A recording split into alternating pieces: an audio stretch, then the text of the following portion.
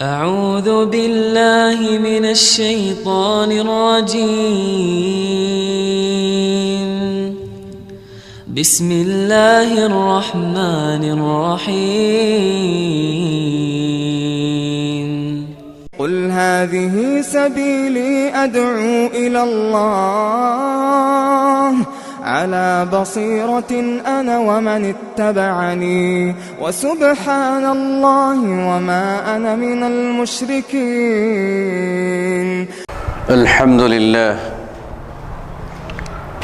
الحمد لله نحمده ونستعينه ونستغفره ونؤمن به ونتوكل عليه ونعوذ بالله من شرور أنفسنا ومن سيئات أعمالنا. من يهده الله فلا مضل له ومن يضلله فلا هادي له.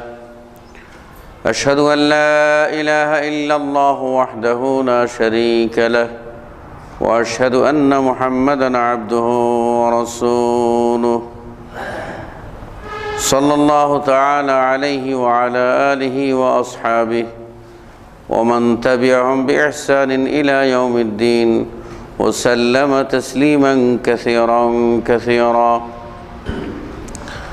أما بعد فإن خير الحديث كتاب الله وخير الهدي هدي محمد صلى الله عليه وسلم وشر الأمور محدثاتها وكل محدثة بدعة وكل بدعة ضلالة. فقد قال الله تبارك وتعالى في كلامه المجيد بعد أعوذ بالله السميع العليم من الشيطان الرجيم: لا تجعلوا دعاء الرسول بينكم كدعاء بعضكم بعضا قد يعلم الله الذين يتسللون منكم لواذا فليحذر الذين يخالفون عن أمره أن تصيبهم فتنة أو يصيبهم عذاب أليم.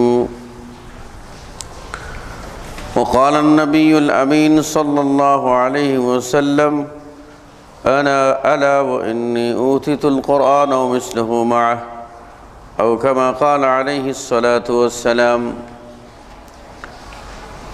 মুসল্লিয়ান কিরাম, আজ 14 ফেব্রুয়ারি 2014। আজকের জুমার খুতবায় আমরা আলোচনা করব তাকফিরি ফিতনা আত্মপ্রকাশের কারণ। আপনারা জানেন যে ইতিপূর্বে একটি খুতবায় আলোচনা করেছিলাম যে কিছু শ্রেণীর মুসলিম কোরআন ও সুন্নাহকে যথার্থভাবে না বোঝার কারণে, সঠিকভাবে উপলব্ধি না করার কারণে ভুল ব্যাখ্যা দিয়ে মুসলিম সমাজে পরস্পরে রক্তপাতকে বৈধ করে নিয়েছে এবং যত্রতত্র তারা এই ধরনের বিশৃঙ্খলা সৃষ্টি করে চলেছে। এমনকি সামান্য অজুহাতেই একজন আরেকজনকে কাফির বলে ফতোয়া দিয়ে দিচ্ছে। এটি যে অত্যন্ত জঘন্য কাজ, যার সুদূর প্রসারী কুফল রয়েছে। প্রকৃতপক্ষে মুসলিম উম্মাহের ঐক্য ও সংহতি বিনষ্ট করা, মানুষের ভিতরে উখওয়াত, বেরাদরি ও উলফত মাহাব্বতকে টুকরো টুকরো করে দেওয়া এবং স্বার্থান্বেষী মহল এর দ্বারা স্বার্থ উদ্ধার করা, এই কূটকৌশলে স্লো পয়জনে মুসলিম উম্মাহের মাঝে এই বিভ্রান্তিটা ছড়িয়ে পড়েছে। আজকে আমরা আলোচনা করব এই তাকফিরি ফিতনার শুরুর কারণ কি? দেখুন, রাসূলুল্লাহ সাল্লাল্লাহু আলাইহি ওয়াসাল্লামের সময়ে, তার বর্তমানে, তার বিদ্যমানতায়, তার উপস্থিতিতে যুল খুয়াইসির নামক ব্যক্তি আল্লাহর নবীকে তাকওয়ার উপদেশ দিচ্ছে, আল্লাহ ভীতির নসিহত করছে। যে নেবে নসিহত রসুলের কাছ থেকে, সে রসুলকে নসিহত দিচ্ছে। যে শিখবে রসুলের কাছ থেকে, সে শিখাচ্ছে রসুলকে। এটা হচ্ছে দৃষ্টতা। আর দৃষ্টতার কারণ কি? কারণ নিজে রাসূলুল্লাহ সাল্লাল্লাহু আলাইহি ওয়াসাল্লামকে চিনতে না পারা এবং নিজের সীমাবদ্ধতাকে স্বীকার না করে অসীমত্বের আস্ফালন করা। এই কারণে রাসূল সাল্লাল্লাহু আলাইহি ওয়াসাল্লামকে সে ধমক দিচ্ছে। রসুলের চেয়েও বেশি সাধু হয়ে গেল, রসুলের চেয়েও বেশি পরহেজগার হয়ে গেল। রসুলকে বলছে ইত্তাকিল্লাহ ইয়া মুহাম্মদ, হে মুহাম্মদ তুমি আল্লাহকে ভয় করো। অথচ পৃথিবীতে সর্বাধিক আল্লাহকে ভয়কারী কোনো ব্যক্তি যদি হয়ে থাকেন, তিনি হলেন মহানবী মুহাম্মদুর রাসূলুল্লাহ সাল্লাল্লাহু আলাইহি ওয়াসাল্লাম, যিনি মানব চরিত্রের উত্তম পরাকাষ্ঠা, শ্রেষ্ঠতম নমুনা, পরিপূর্ণ আদর্শ, জ্বলন্ত আল কোরআন, বাস্তব ইসলাম। তাকে ধমক দেওয়ার দৃষ্টতা হয়েছে কেন? এই জন্য আমরা দেখব যে এগুলি হচ্ছে এই তাকফিরি ফিতনা, নিজে বেশি বোঝা এবং অপরকে বিভ্রান্তিকর ফতোয়া দিয়ে দেওয়া, তার পক্ষে দলিলাদিল্লা না থাকা। এটার অন্যতম কারণ হচ্ছে আদমুল ফিকহ ফিদ্দীন, কোরআন ও সুন্নাহের জ্ঞান না থাকা। কোরআন সুন্নাহ সম্পর্কে অজ্ঞতাই এ সকল মানুষকে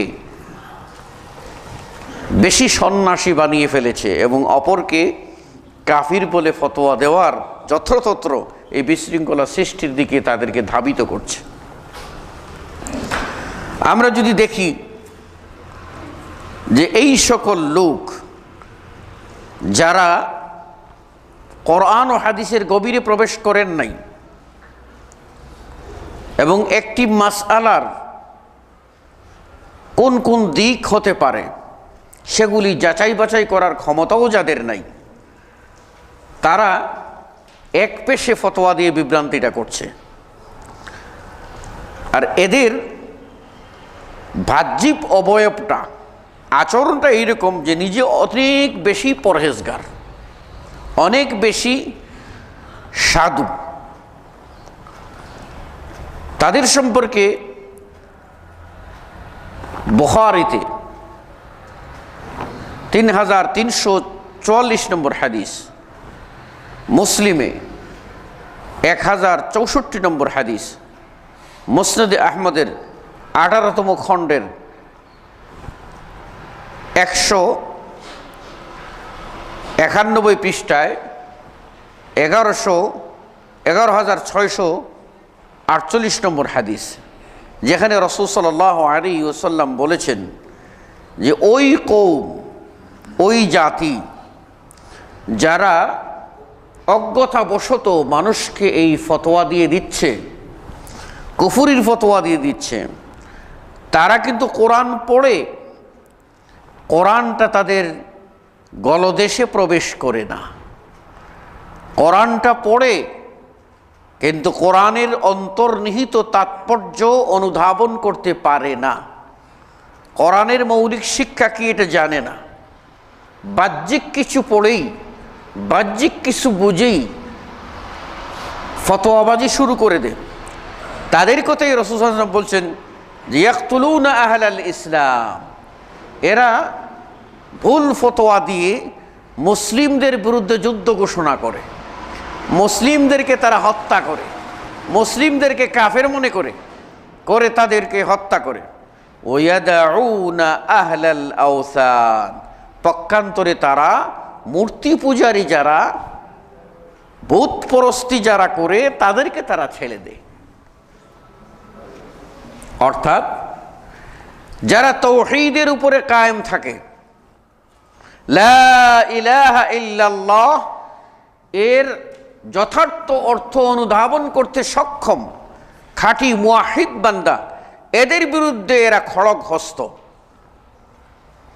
আর যারা মূর্তি পূজা করছে, যারা বুত পূজা করছে, যারা মাজার পূজা করছে, কবর পূজা করছে, প্রকাশ্য শিরকে লিপ্ত, তাদের সাথে এদের দুস্তি, ওদেরকে তারা ছেড়ে দেয়, ওদের বুদ্ধি কোনো মন্তব্য করে না। যত মন্তব্য তত হকপন্থীদের বিরুদ্ধে, যত কথা হকপন্থীদের বিরুদ্ধে।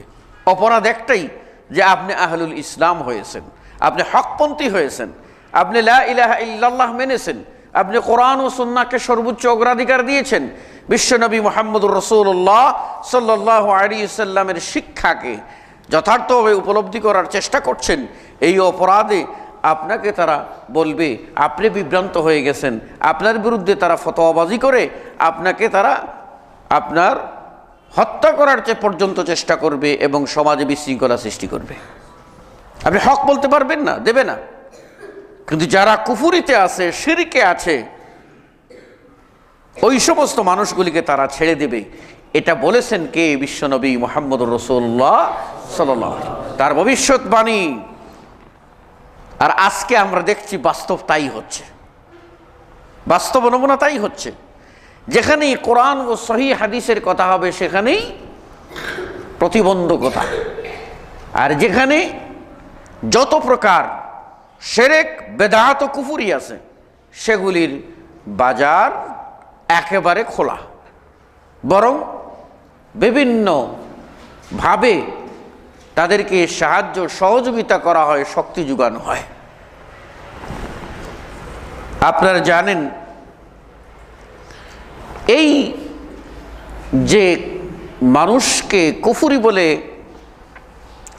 ফতোয়া দেওয়া, কাফির বলে ফতোয়া দেওয়া, এদের যদিও জন্ম রাসূল সাল্লাল্লাহু আলাইহি ওয়াসাল্লামের জমানাতেই, কিন্তু আল্লাহর নবীর বিদ্যমানতা, ওহী নাজিল হতে থাকা, তাৎক্ষণিক দলিল প্রমাণ দিয়ে জবাব দিয়ে দেওয়ায় এরা কিন্তু তখন মাথা ছাড়া দিয়ে উঠতে পারে নাই। ক্রমান্বয়ে এরা আপনার উসমান রাদিয়াল্লাহু আনহুর পর আলী রাদিয়াল্লাহু আনহুর জমানায় এসে আত্মপ্রকাশ লাভ করে এবং এদেরকে বলা হয় খারেজি বা আহলুল খাওয়ারিজ। এরা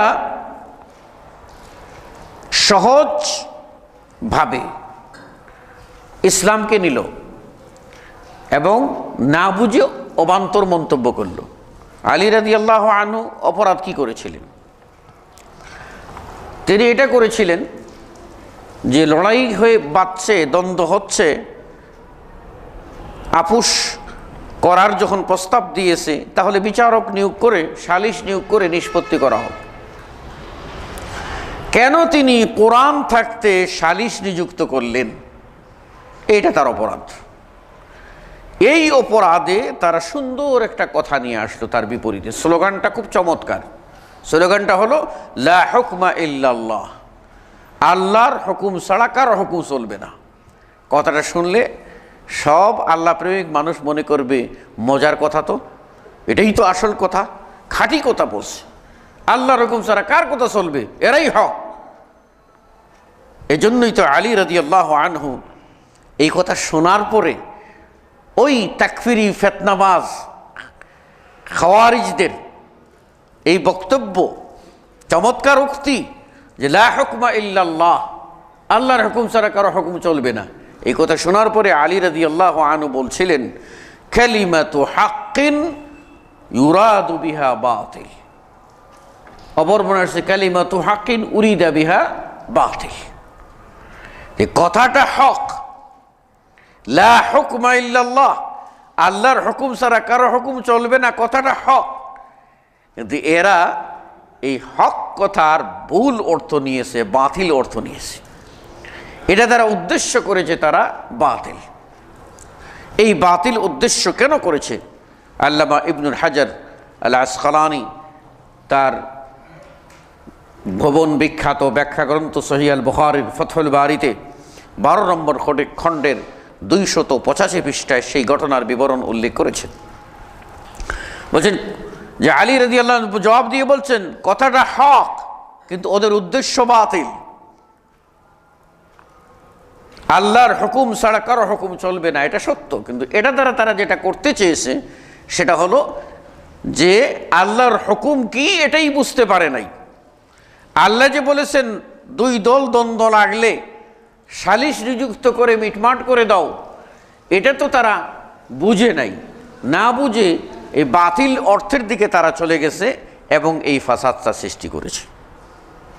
আজকেও আমাদের মধ্যে দেখবেন, আপনাদের জীবন চলার পথে এমন মানুষ পাবেন যারা আপনার সামনে এসে এমন সব চমৎকার কথা বলবে, শুনে মনে করবেন যে এটাই বোধহয় ঠিক, আমাকে বিভ্রান্ত করার জন্য এই কৌশলটা করবে। তাহলে এই যে খারজিদের এই তাকফিরি ফিতনা যুগ যুগ ধরে এখন পর্যন্ত বিভিন্ন সমাজে এই একদল আরেকদলকে কাফির বলে ফতোয়া দেওয়ার যে প্রবণতা, এই প্রবণতাটা ওদের থেকেই শুরু। আর শুরুর কারণটা হলো কোরআন ও হাদিসের যথার্থ জ্ঞান না থাকা। আমরা কয়েকটা উদাহরণ দিতে চেষ্টা করব যে তারা কীরকম অজ্ঞতার পরিচয় দিয়েছে, না জেনে কীরকম অজ্ঞতার পরিচয় দিয়েছে। তাদের 1 নম্বর অজ্ঞতা আমরা বলবো যে তারা কোরআনের আয়াতের যে সমস্ত আয়াতগুলিতে ওয়াঈদ বা শাস্তির কথা এসেছে সেইগুলিকে তারা গ্রহণ করেছে। পক্ষান্তরে যে সমস্ত আয়াতগুলিতে আল্লাহ যে ওয়াদা করেছেন, সুসংবাদের কথা শুনিয়েছেন বলে জানিয়েছেন, ক্ষমা করবেন বলে উৎসাহ দিয়েছেন, ক্ষমা চাইতে উদ্বুদ্ধ করেছেন, এই কথাগুলি তারা শুনে নাই, পাশ কেটে উড়িয়ে দিয়েছে। তাদের যে শাস্তির কথাগুলি নেওয়ার পরেই যখনই একজন মানুষ ভুল করে ফেলেছে, শাস্তিযোগ্য অপরাধ করে ফেলেছে, তখনই তারা একসুটে বলে ফেলেছে, বিচার না করে, দলিলাদিল্লা যাচাই না করে, যে এই ভুলের কারণে তাকে কাফির বলা যাবে কি না, তার রক্ত হালাল বলে বৈধ ঘোষণা দেওয়া যাবে কি না, তার মাল জব্দ করা যাবে কি না, এই ফতোয়াগুলি যাচাই বাছাই না করে এক বাক্যে তারা ওই একটি ভুলের কারণে বলে দিয়েছে যে লোকটা কাফের হয়ে গেছে, এবার তাকে মারো, তার সম্পত্তি আত্মসাৎ করো, প্রয়োজনে বোমা ফাটাও, তছনছ করো, যা পারো তাই করো, সব বৈধ। এই ধরনের বিভ্রান্তির কারণ হলো তারা কোরআনের একটি অংশকে নিয়েছে আর একটি অংশকে নিতে পারে নাই। অর্থাৎ শাস্তির বর্ণনা যেগুলিতে আসছে সেই আয়াতগুলিতে নিয়েছে, সুসংবাদের বর্ণনা যেগুলিতে আসছে সেই আয়াতগুলি বুঝতেও পারে নাই, ওর কাছেও যায়নি। এই জন্য সাহাবী আব্দুল্লাহ ইবনে ওমর রাদিয়াল্লাহু আনহুমা এদের প্রসঙ্গে বলেছিলেন, যারা এই ধরনের আয়াতগুলির অপব্যাখ্যা করছে তাদের প্রসঙ্গে বলতে গিয়ে বলেছেন, ইন্নাহুম ইনতালাকু ইলা আয়াতিন নাযালাত ফিল কুফফার ফাজআলুহা আলাল মুমিনিন। এরা ওই সকল লোক যারা যে সমস্ত আয়াতগুলি নাজিল হয়েছে কাফিরদের বেলায়, কাফিরদেরকে উদ্দেশ্য করে যে আয়াতগুলি নাজিল হয়েছে সেই আয়াতগুলিকে নিয়ে তারা মুমিনদের উপরে প্রয়োগ করছে। কোরআনের আয়াত কাফিরদের উপরে নাজিল হয়েছে, কিন্তু এটার যথার্থ তাফসীর না জেনে রাসূল সাল্লাল্লাহু আলাইহি ওয়াসাল্লামের কাছ থেকে না বুঝে নিজেরা মন গড়া তার অজ্ঞতা দিয়ে, তার জাহালত বা মূর্খতা দিয়ে এটা নিয়ে প্রয়োগ করছে সে মুসলিমদের উপরে, মুমিনদের উপরে, আর একচেটিয়া মুমিনদেরকেও তারা কাফির বলে ফতোয়া দিচ্ছে। নাজিল হয়েছে কাফিরদের শানে, প্রয়োগ করছে মুমিনদের বেলায়। আপনারা দেখতে পাবেন বুখারী ৬,৯৩১ নম্বর হাদিসে এই ঘটনার উদ্ধৃতি রয়েছে, যেটা ইবনে ওমর রাদিয়াল্লাহু আনহুমার বক্তব্য, তিনি স্পষ্ট করে দিয়েছেন। তাহলে আমরা বুঝতে পারলাম এদের অজ্ঞতা কোথায়। অজ্ঞতা হচ্ছে একটি, যে তারা কোরআনের আয়াতগুলি কোন প্রেক্ষিতে নাজিল হয়েছে, কেন নাজিল হয়েছে, এর ব্যাখ্যা রাসূল সাল্লাল্লাহু আলাইহি ওয়াসাল্লাম কি দিয়েছেন, এটা না বুঝে বাহ্যিক অর্থ দিয়ে তারা কাফিরদের উপরে নাজিল হওয়া আয়াতগুলি মুমিনদের উপরে প্রয়োগ করে একচেটিয়া মুমিনদেরকেও তারা কাফির বলার চেষ্টা চালাচ্ছে। দ্বিতীয় তাদের অজ্ঞতা, সেটি হচ্ছে কোরআনের আয়াতকে দলিল হিসাবে গ্রহণ করে যথেষ্ট মনে করা, হাদিসের ধার না দ্বারা। এটা তাদের দ্বিতীয় অজ্ঞতা। তারা কোরআন ও কোরআনকে দলিল হিসাবে নিচ্ছে, কিন্তু হাদিসকে তারা রসুলের সুন্নতকে দলিল হিসাবে নিচ্ছে না। এই ফিতনাটি, যাদেরকে বলা হয় আল কুরআনিয়ুন, এই ফিতনা মুসলিম সমাজের কোনো কোনো অঞ্চলে প্রদেশে আছে, যারা নিজেদেরকে বলে যে আমরা আহলুল কোরআন, কোরআন মানি কিন্তু আমরা হাদিস মানি না, কোরআন মানি হাদিস মানি না। তাদের বক্তব্য হচ্ছে যে কোরআন আল্লাহ নাজিল করেছেন, বলছেন ইন্না নাহনু নাযালনা যিকরা ওয়া ইন্না লাহু লাহাফিজুন। কোরআন নাজিল করেছি আমি কোরআনের সংরক্ষণের দায়িত্ব নিলাম, আল্লাহ নিয়েছেন। সুতরাং কোরআন পরিবর্তন সংযোজন বিয়োজন হবে না। লা ইয়াতিহিল বাতিলু মিন বাইনি ইয়াদাইহি ওয়ালা মিন খালফিহি, সামনে থেকে এবং পশ্চাৎ থেকে কোনো দিক থেকে কোরআনে বাতিল স্পর্শ করবে না।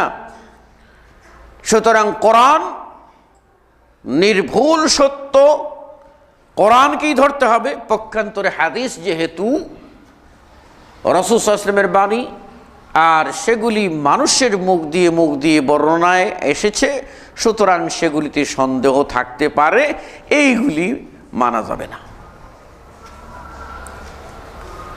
এখানে দুই দল হাদিসের বেলায়। একদল বলছেন যে হাদিস ইলমে ইয়াকিন বা ইয়াকিনি জ্ঞান দেয় না,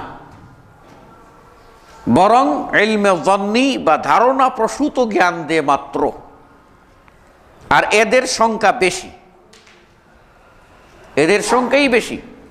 আর আরেক দল যারা ওই খাওয়ারিজ, তারা কিন্তু একেবারে সুন্নতকে অধিকাংশ ক্ষেত্রেই তারা বর্জন করেছেন, সুন্নতকে তারা মানতে রাজি নন। অথচ রাসূল সাল্লাল্লাহু আলাইহি ওয়াসাল্লাম বলছেন আলা, সাবধান হও, জেনে নাও, ইন্নী উতিতুল কোরআন, আমি কোরআন পেয়েছি এবং কোরআনের সাথে ওমিসলুহু মা, তার সাথে আরও পেয়েছি, সেটি হলো সুন্নাহ, সেটি হলো তার হাদিস।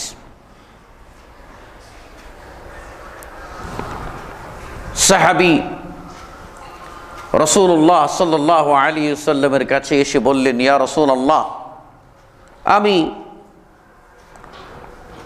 আপনার বাণীগুলি লিখে রাখতাম, কিন্তু লোকেরা আমাকে বাধা দিল, বলল যে কোরআন লিখে রাখো, হাদিস লিখে রাখো না। তিনি তো আমাদের মতো মানুষ, কাজেই তার ব্যক্তিগত সব কথাই কি লিখে রাখবে? তখন রাসূল সাল্লাল্লাহু আলাইহি ওয়াসাল্লাম বললেন, ওয়াল্লাহি, আল্লাহর কসম করে বলছি। প্রথমে বললেন তুমি লিখো আমার কথাগুলি, তারপরে বললেন আল্লাহর কসম করে বলছি। এই বলে রাসূল সাল্লাল্লাহু আলাইহি ওয়াসাল্লাম তার অঙ্গুলি দিয়ে তার দুই ঠোঁটের প্রতি ইশারা করে বললেন, এই দুই ঠোঁটের মাঝ দিয়ে আল্লাহর ওহী অর্থাৎ হক কথা ছাড়া কোনো কথা বের হয় না, সুতরাং তা লিখে রেখো। যারা রাসূল সাল্লাল্লাহু আলাইহি ওয়াসাল্লামের সুন্নতকে মানে না, তারা প্রকৃতপক্ষে কোরআনকেই মানে না। কারণ কোরআন মানতে হলে রসুলকে মানতে হবে। রাসূল সাল্লাল্লাহু আলাইহি ওয়াসাল্লামের কাছ থেকেই ব্যাখ্যা নিতে হবে। আজকে দেখেন না বিতর্ক।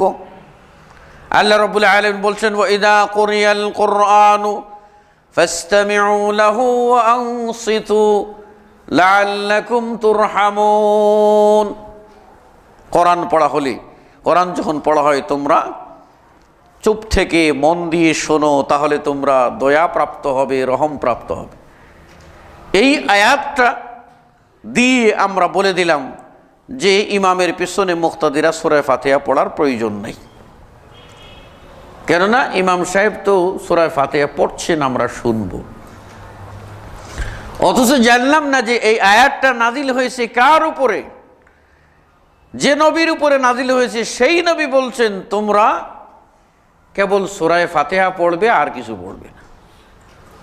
তাহলে নবীর কাছ থেকে ব্যাখ্যা নিলে তো আর দ্বন্দ্ব হয় না। নিজেরা যখন নিজেদের যুক্তির ঘোড়া দৌড়াতে যাব, তখনই বিভ্রান্ত অনিবার্য হয়ে পড়বে। এজন্য এই ধরনের যারা উগ্রপন্থী, তাদের এইরকম বিভিন্ন উক্তি আমরা দেখতে পাই। কেউ বলবেন যে হাদিস সন্দেহমুক্ত নয়। এই জন্যই আমাদের ভারতবর্ষের বিভিন্ন লেখকগণ মাঝে মধ্যে কলমের আঁচড়ে বিভিন্ন কথা লিখে দিয়েছেন। কেউ বা এই কথাও বলেছেন যে হাদিসের মধ্যে, হাদিস নিয়ে যারা অতিমাত্রায় বাড়াবাড়ি করেন তারাও কেউ বলতে পারবেন না। হ্যাঁ, বুখারীর ব্যাপারে বলছেন, বুখারী जिसके बारे में हम कहते, जिसके बारे में असहुल कुतुब बादा किताबिल्लाह, এটা আমরা বলি এই কিতাবের ব্যাপারে এটা কেউ বলতে পারবে না যে ওর মধ্যে যতটি হাদিস বর্ণিত হয়েছে সবগুলি সহিহ। তাহলে ওর ভিতরেও সন্দেহের বান ছুড়ে দিয়ে মানুষকে যেন বুখারী থেকে দূরে রাখা হয়। আবার এই জাতি দেখা যায় দুনিয়ার স্বার্থে কোরআন খতমের নামে একটা রেওয়াজ ছিল, এটাও বাদ দিয়ে এখন বুখারী খতম শুরু করেছে। কারণ কোরআন খতম তো এখন ঘরে ঘরে সবাই করতে পারে, এটার আর বিশেষত্ব থাকলো না, স্পেশালিটি কিছু থাকলো না। এটা তো যে কোনো 2-4 জন মাদ্রাসার ছাত্র দিয়ে কোরআন পড়িয়ে দেওয়া যায়। সুতরাং বড় অঙ্কের টাকা তো আর এইভাবে কামানো যাবে না।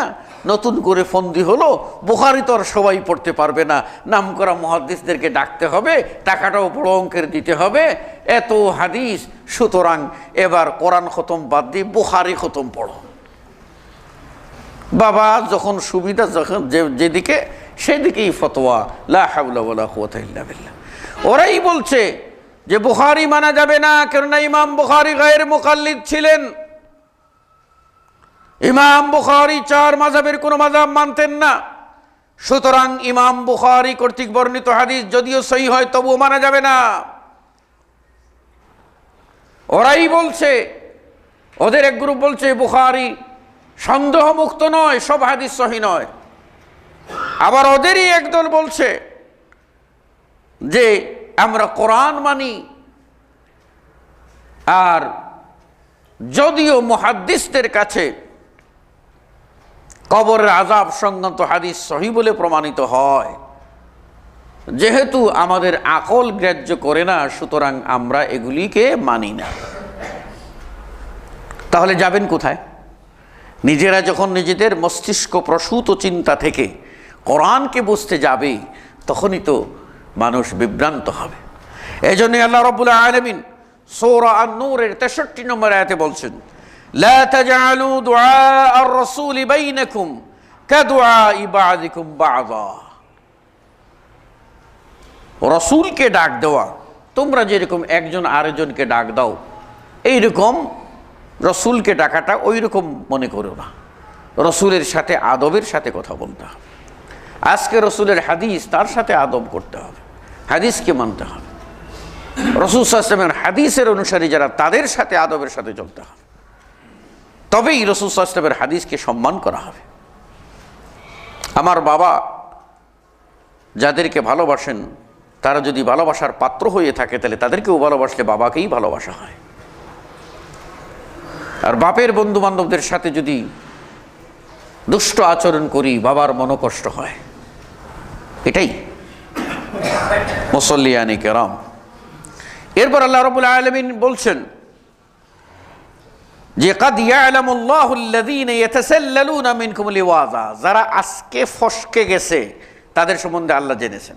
তোমাদের মধ্য থেকে যারা ফসকে যায় এটার সম্বন্ধে আল্লাহ জানেন।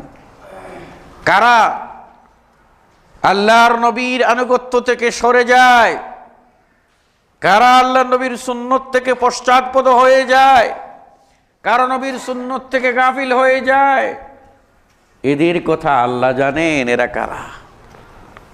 আপনি আমি যতই সাধুবাদ নিজেদেরকে নিজেরা দেই না কেন, আল্লাহ রাব্বুল আলামিন অন্তর্যামী, তাকে ফাঁকি দেওয়া যাবে না। এজন্য আল্লাহ রাব্বুল আলামিন বলেন ফালিয়াহযারিল্লাযীনা ইউখালিফুনা আন আমরিহি আন তুসিবাহুম ফিতনা আও ইউসিবাহুম আযাবুন আলীম। যে সমস্ত লোকেরা রাসূল সাল্লাল্লাহু আলাইহি ওয়াসাল্লামের হুকুমের উল্টা যায়, রাসূলের সুন্নতকে মানে না, তাদের এই সতর্ক হওয়া উচিত। কেননা তাদেরকে হয় পেয়ে বসবে ফিতনা, না হয় কঠিন আযাব। ফিতনা পরীক্ষা, ফিতনা বিপর্যয়। কোরআনুল কারীমে 11টি অর্থে ফিতনা এসেছে। ফিতনা কুফরি, ফিতনা শিরক, ফিতনা শাস্তি, ফিতনা বিপর্যয় ধ্বংস, অনেক অর্থে আসছে। আগুন দিয়ে পুড়ে শাস্তি দেওয়াকেও ফিতনা বলা হয়েছে।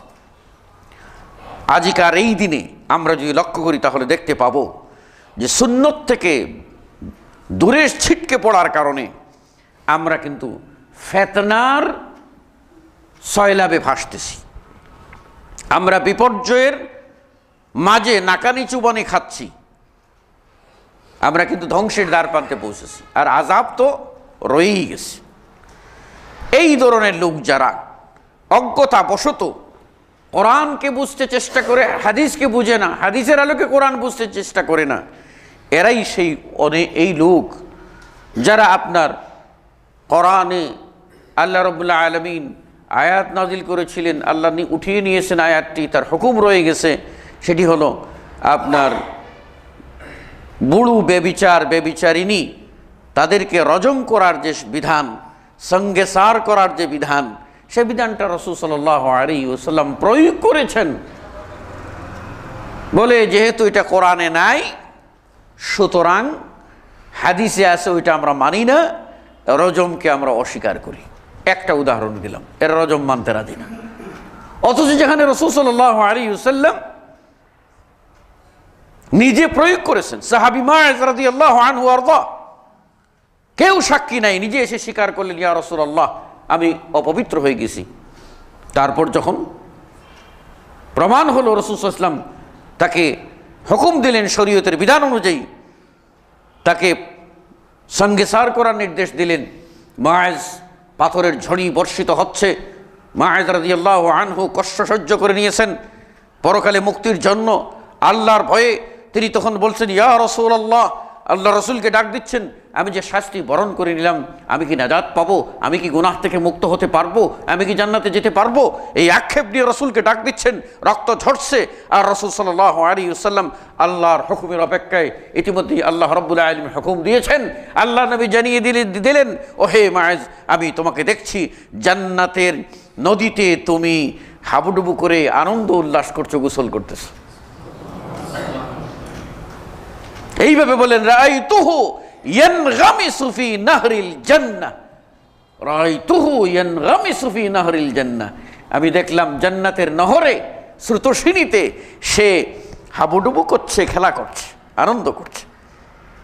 আজকে আমরা সুইমিং পুলে যেরকম আনন্দ করি না, সেই সুইমিং পুল জান্নাতের, সেখানে মুআয রাদিয়াল্লাহু আনহু সেখানে কিন্তু সুইমিং পুলে আনন্দ করছে, যেখানে রাসূল প্রয়োগ করলেন।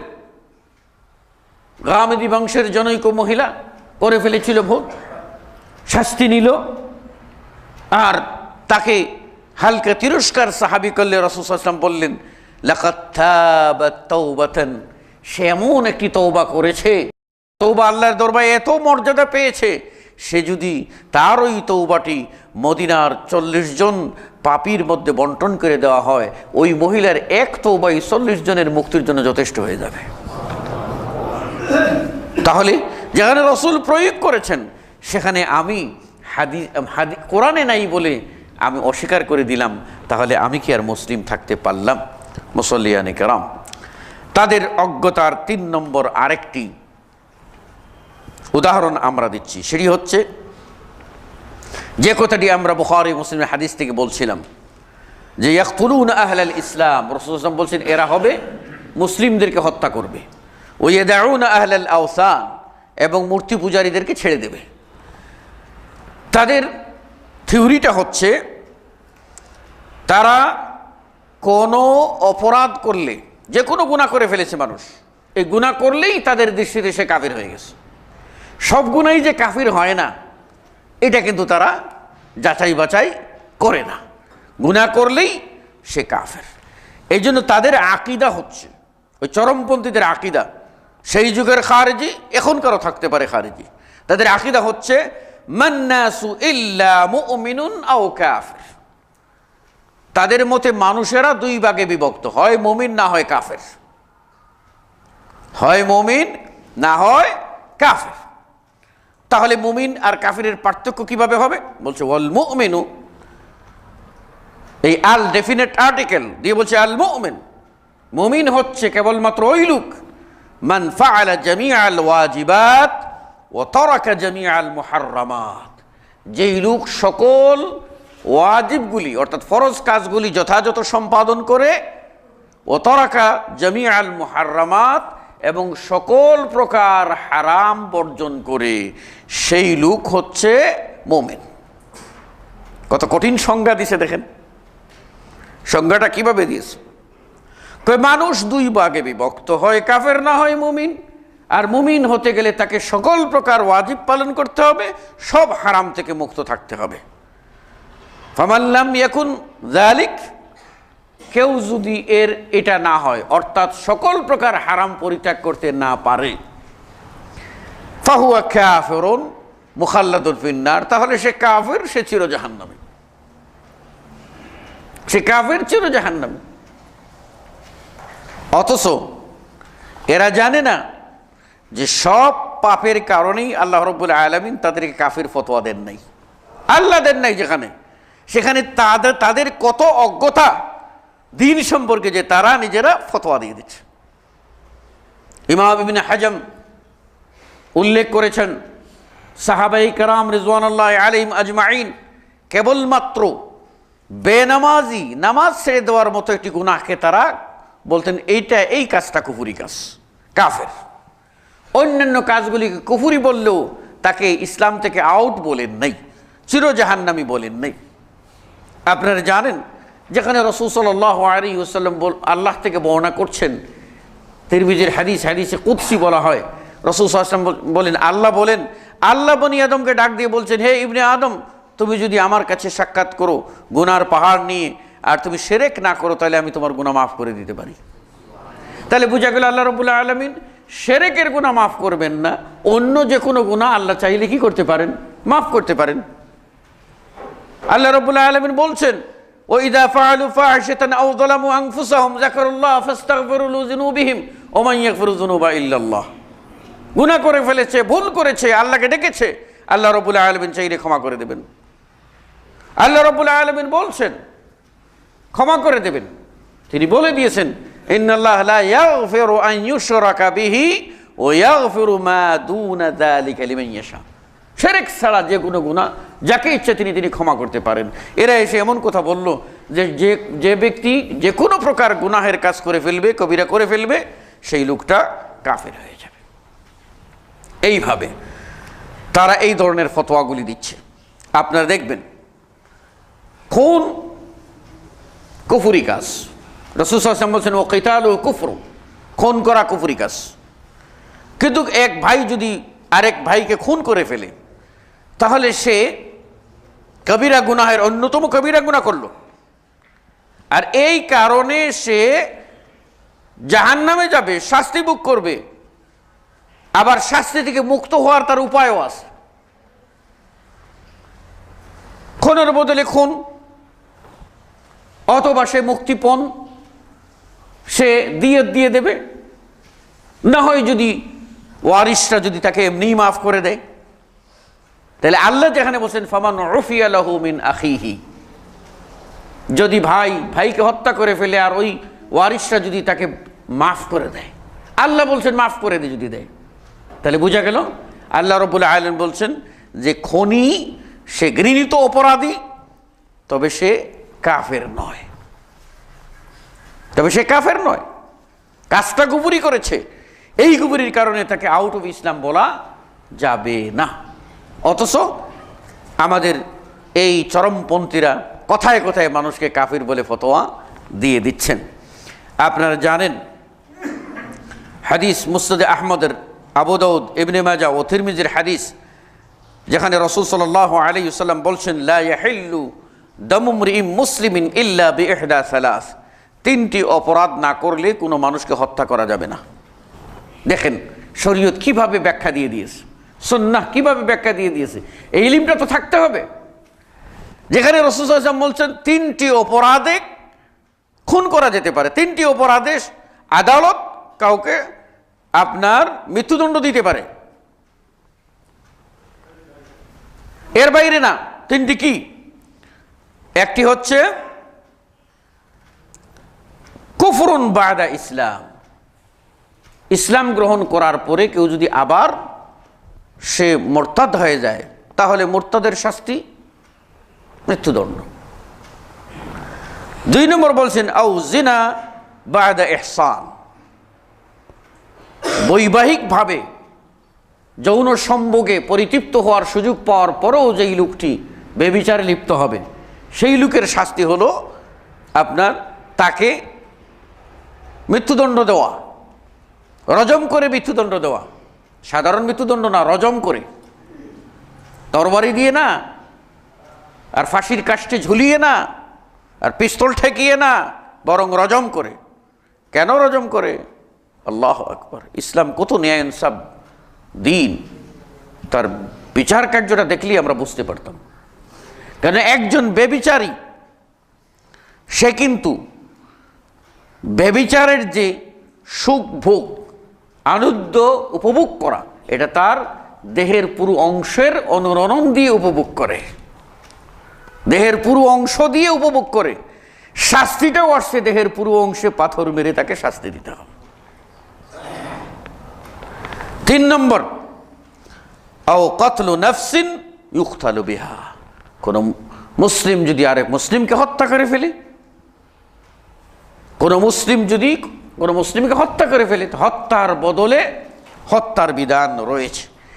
এর বাইরে এক মুসলিম আরেক মুসলিমকে সামান্য অপরাধের কারণে হত্যা করবে না। চুরি করেছে, তাকে হাত কাটার বিধান বলা হয়েছে, কিন্তু তাকে কাফির বলে সমাজ থেকে তাড়িয়ে দেওয়ার কোনো সুযোগ নেই। এই ধরনের অজ্ঞতাবশত যে ফতোয়াগুলি তারা দিয়ে থাকে, তা আমরা আজকে আলোচনা করলাম। এই সূত্রে আমরা দেখতে পাব যে এই ধরনের চরমপন্থীরা আবু বকর এবং ওমর রাদিয়াল্লাহু আনহুকে কাফির মনে করে, উম্মতের সেরা ব্যক্তি আবু বকর ওমর, তাদেরকে তারা কাফির মনে করে। উসমান রাদিয়াল্লাহু আনহুর হত্যার নাটক এরাই সাজায়, এবং এদের ভিতরে আব্দুর রহমান ইবনে মুলজিম নামক এক ব্যক্তি, যে অত্যন্ত পরহেজগার ছিল, সেই লোকটা আলী রাদিয়াল্লাহু আনহুকে হত্যা করল। পরহেজগার হয়ে হত্যার দায়িত্ব কেন নিল? সে ওই যে অজ্ঞ মানুষ, তার অজ্ঞতা দিয়েই বুঝেছে যে আলী যেহেতু তিনি আপোষ করে ফেলেছেন, তিনি যখন আপনার মানুষকে সালিশ বানিয়েছেন, তাহলে আলী যতই বড় তিনি একেবারে হন না কেন, তিনি কিন্তু কুফরি করে ফেলেছেন আর কাফের হয়ে গেছেন, সুতরাং তাকে হত্যা করা যায়, এই বলে ফতোয়া দিই সে নিজে কিন্তু আলী রাদিয়াল্লাহু আনহু হত্যা করে ফেলল। যেই ভ্রান্ত জাতি তার অজ্ঞতার ফসল স্বরূপ ওসমান হত্যার নায়ক হতে পারে, আলীকে নিজে হত্যা করতে পারে, যারা রসুলকে ধমক দিতে পারে, যারা আবু বকর ওমরকে কাফির বলে মন্তব্য করতে পারে, এই যুগে তো যে কোনো ফতোয়া দিয়ে সমাজকে তছনছ করে দেওয়া সম্ভব, নড়বড়ে ইমানের এই যুগে। তাই আসুন আমরা আজকের এই খুতবায় একটি পয়েন্ট আলোচনা করলাম, যে কি করে এই তাকফিরি ফিতনা, কুফুরি কাফির বলে মানুষকে ফতোয়া দিয়ে মানুষের রক্ত সম্পদ হালাল করার যে একটি প্রবণতা দেখা দিয়েছে, তার একটি কারণ উল্লেখ করলাম যে কোরআন ও হাদিসের যথার্থ জ্ঞান না থাকা, না বুঝে অজ্ঞতাবশত এরা এই কাজগুলি করে। বাহ্যিকভাবে তারা কিন্তু খুবই পরহেজগার, খুবই সাধু সন্ন্যাসী, আর তারা মনে করে যে এর বাইরে যারা সামান্য 19-20 করে ফেলেছে সুতরাং একসুটে তারা সব কাফের, তাদেরকে হত্যা করো। এই ফতোয়াটি অত্যন্ত গর্হিত এবং সাবধান। কাফের ফলে ফতোয়া দিতে গেলে তার নীতিমালা লাগবে। আসুন আমরা পরবর্তী খুতবায় পরবর্তী পয়েন্টগুলি নিয়ে আলোচনা করে এক পর্যায়ে আমরা আসব যে কি কি বৈশিষ্ট্য ও শর্ত কারো ভিতরে পরিলক্ষিত হলে কেবলমাত্র তাকে কাফির বলা যাবে, সে বিষয় নিয়ে আলোচনা পরবর্তী ইনশাআল্লাহ নিয়ে আসবো। আল্লাহ রাব্বুল আলামিন আমাদের সকলকে দ্বীনের সত্যিকার জ্ঞান দান করুন, কোরআন ও সুন্নাহকে সর্বোচ্চ অগ্রাধিকার দেওয়ার তৌফিক দান করুন। আমিন। আকুল কওলি হাযা আস্তাগফিরুল্লাহ লি ওয়া লাকুম ওয়া লিসাইরিল মুসলিমিন।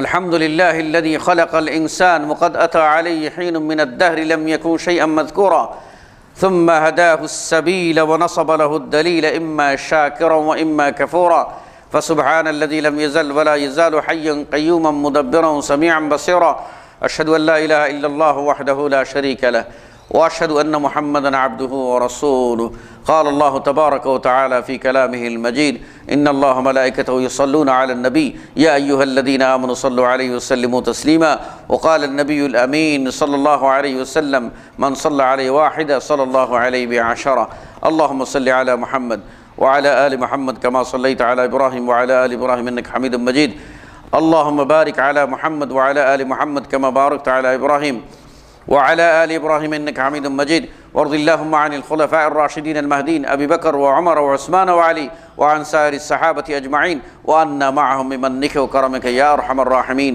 اللهم أعز الإسلام والمسلمين وأذل الشرك والمشركين اللهم وحد صفوف المسلمين اللهم جمع كلمة المسلمين اللهم انصرنا برحمتك يا أرحم الراحمين اللهم عليك من طغى اللهم عليك من طغى اللهم عليك من طغى وبغى اللهم يا حي يا قيوم برحمتك نستغيث اللهم عليك من قام ضد الإسلام اللهم عليك من قام ضد الإسلام والمسلمين اللهم يا حي يا قيوم برحمتك نستغيث اللهم عليك من هاود اللهم عليك من ناصر اللهم عليك من آوى ضد المسلمين اللهم اغفر لنا وارحمنا برحمتك يا أرحم الراحمين اللهم طهر قلوبنا من النفاق وأخلص أعمالنا من الرياء وتقبل توبتنا بقبول حسن يا أرحم الراحمين ربنا ظلمنا أنفسنا وإن لم تغفر لنا وترحمنا لنكونن من الخاسرين ربنا آتنا في الدنيا حسنة وفي الآخرة حسنة وقنا عذاب النار برحمتك يا أرحم الراحمين سبحان ربك رب العزة عما يصفون وسلام على المرسلين والحمد لله رب العالمين أقيموا صفوفكم استووا أقيموا صفوفكم اعتدلوا سدوا الخلل بينكم ডানে বামে দেখে কাতার সোজা করে দাঁড়ান দুই মুসল্লির মাঝখানে ফাঁক থাকলে বন্ধ করুন লুঙ্গি পায়জামা টাকনা নিচে থাকলে উঠিয়ে ফেলুন সিজদার স্থানের দিকে নজর দিন আল্লাহু আকবার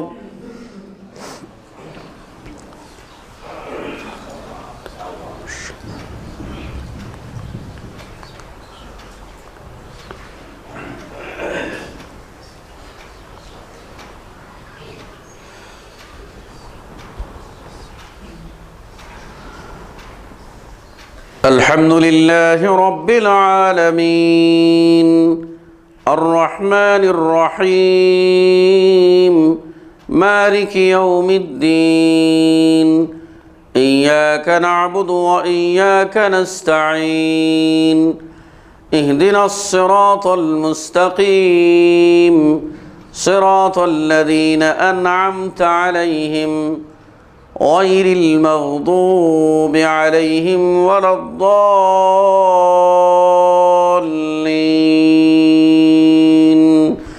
آمين سبح اسم ربك الأعلى الذي خلق فسوى والذي قدر فهدى والذي أخرج المرعى فجعله غثاء أحوى سنقرئك فلا تنسى إلا ما شاء الله إنه يعلم الجهر وما يخفى ونيسرك لليسرى فذكر إن نفعت الذكرى سيذكر من يخشى ويتجنبها الأشقى الذي يصلى النار الكبرى ثم لا يموت فيها ولا يحيا قد أفلح من تزكى وذكر اسم ربه فصلى بل تؤثرون الحياة الدنيا والآخرة خير وأبقى إن هذا لفي الصحف الأولى صحف إبراهيم وموسى. الله أكبر.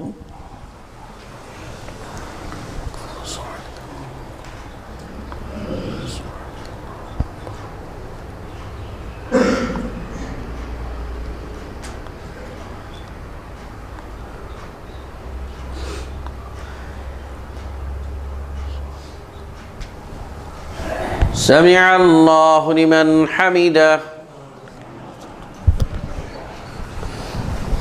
الله أكبر.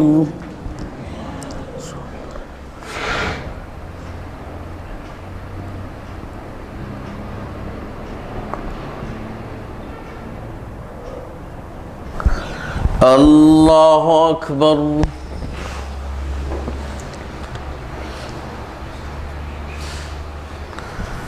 الله أكبر.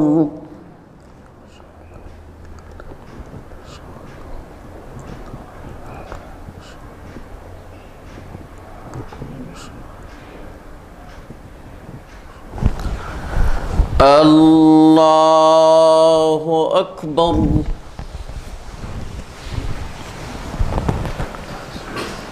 الحمد لله رب العالمين الرحمن الرحيم مالك يوم الدين إياك نعبد وإياك نستعين اهدنا الصراط المستقيم صراط الذين أنعمت عليهم غير المغضوب عليهم ولا الضالين آمين.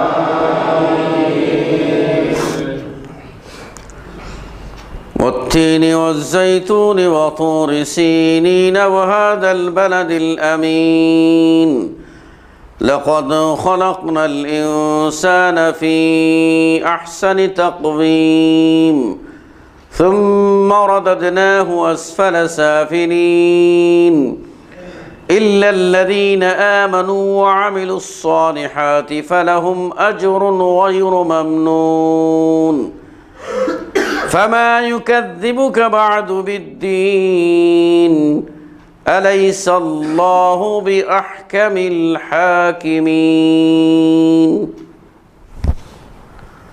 الله أكبر.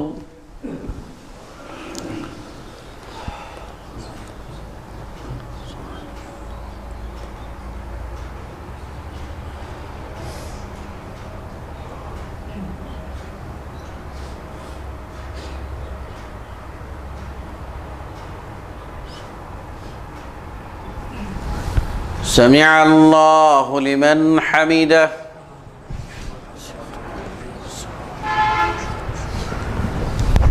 الله أكبر.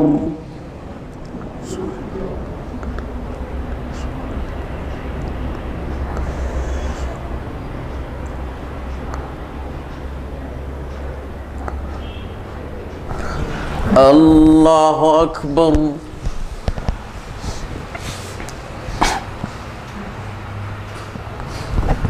الله أكبر.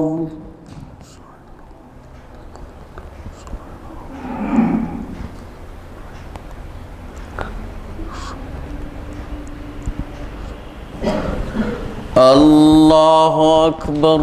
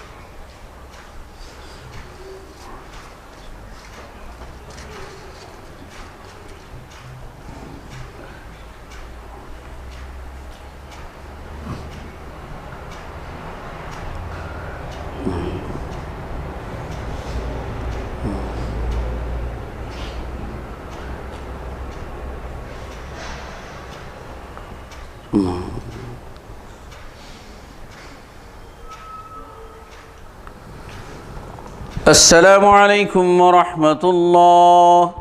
আসসালামু আলাইকুম ওয়া রাহমাতুল্লাহ। আল্লাহু আকবার। আস্তাগফিরুল্লাহ। আল্লাহুম্মা আনতাস সালাম ওয়া মিনকাস সালাম তাবারাকা জালালুকা আল্লাহুম্মা